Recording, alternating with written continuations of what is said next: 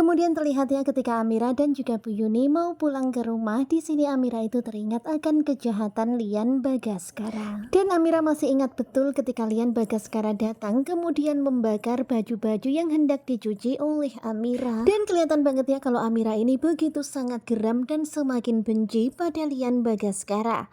Kemudian Amira pun juga teringat apa yang terjadi pada Bu Yuni ketika Bu Yuni menyelamatkan dirinya. Ya pada akhirnya Bu Yuni yang menjadi korban dan semuanya ini adalah ulahnya Lian Bagaskara. Kalian bisa lihat ya sekarang ini pokoknya kebencian Amira kepada Lian Bagaskara semakin menjadi-jadi. Dan Amira nggak akan membiarkan hal itu terjadi lagi dan Amira akan membalas semuanya. Amira nggak akan tinggal diam. Sementara itu terlihat ya ternyata Bu Yuni juga lagi teringat akan kata-kata suaminya yakni Tommy. Di sini terlihat ya Bu Yuni itu menangis. Bu Yuni teringat akan kata-kata Tommy yang mengatakan kalau dirinya ini bikin repot aja. Sudah tahu kehidupannya sekarang ini lagi repot, malah semakin membuat repot.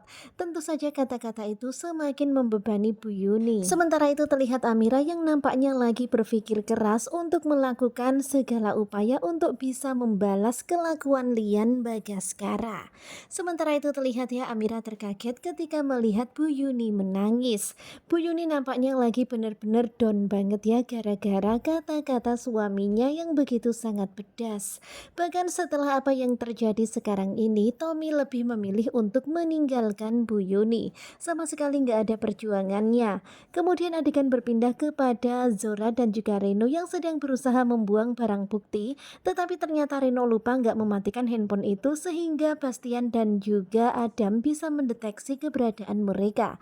Hingga akhirnya Zora pun punya ide untuk melempar handphone itu menaruhnya ke dalam tasnya Bella. Ya Bella bakal dijadiin kambing hitam. Sementara itu terlihat Zaki yang berniat untuk mengembalikan sapu tangan milik Amira. Kemudian adegan berpindah ke rumah Amira. Terlihat sekarang ini Amira dan juga Bu Yuni sudah sampai di rumah.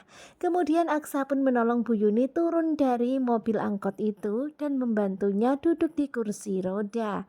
Ya sekarang ini akhirnya Bu Yuni tinggal bersama dengan Aksa dan juga Amira. Sesampainya di rumah Amira begitu sangat kaget melihat baju-baju yang sudah dicuci. Kemudian Amira pun meminta maaf kepada Aksa karena dia diam-diam menerima cuci gosok. Dan pada awalnya Amira itu takut banget ya kalau Aksa sampai marah, tetapi ternyata Aksa itu nggak marah.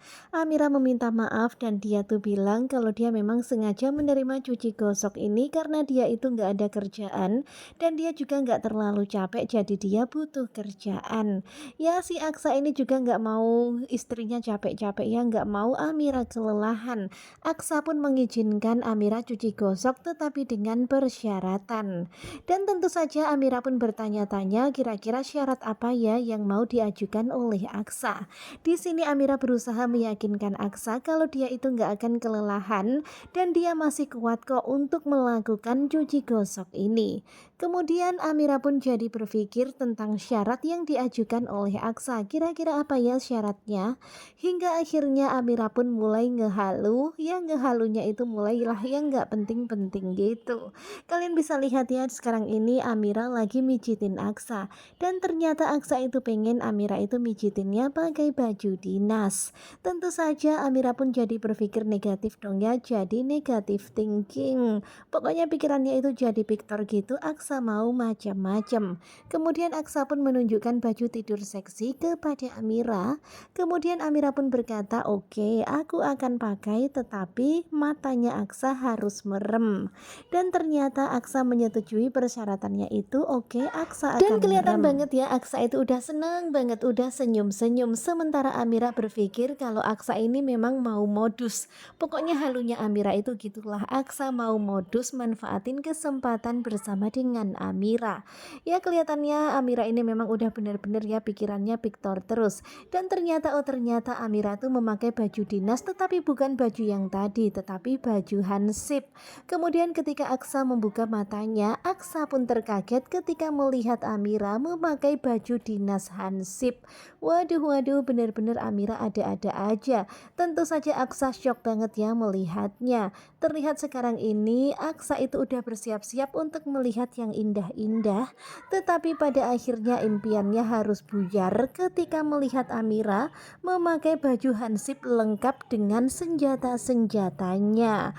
Waduh, bener-bener ya Aksa kecewa banget. Kirain bakalan tampil seksi, tetapi ternyata Amira malah pakai baju hansip. Bahkan Amira itu memperagakan memakai peluit dan juga memakai pentungannya.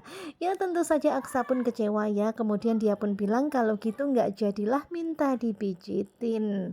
Dan kemudian Aksa pun bertanya kenapa kok Amira senyum-senyum. Dan begitulah ya, ternyata itu cuman halunya Amira tadi ya. Padahal Amira itu halunya udah ngelantur ke sana ke sini. Padahal Aksa itu belum ngomong apa-apa, tapi pikiran Amira udah melayang-layang gak karuan. Pokoknya pikiran Amira tuh udah piktor aja, udah mikirin kalau Aksa bakalan modus. Padahal Aksa belum bilang ya syaratnya tetapi ya apa. Begitulah, bukan Amira namanya kalau nggak ngehalu.